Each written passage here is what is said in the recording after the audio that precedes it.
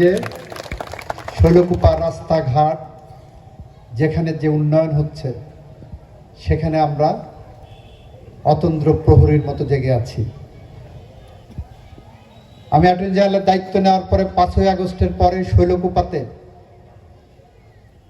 আমরা গর্বের সাথে বলতে পারি এখানে কোনো সাম্প্রদায়িক দাঙ্গা হয়নি, এখানে কোনো সংখ্যালঘু সম্প্রদায়ের উপরে হামলা হয়নি, এখানে রাজনৈতিক প্রতিপক্ষের বাড়িঘর ভাঙচুর হয়নি, গত বাদী হয়ে একটিও মিথ্যা গায়েবী মামলা করেনি। এটা আমাদের গর্বের এবং অহংকারের।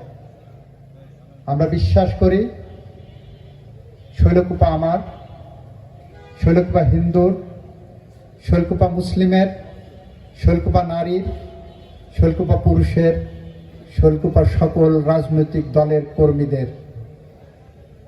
আপনার রাজনৈতিক চর্চা কি আছে সেটা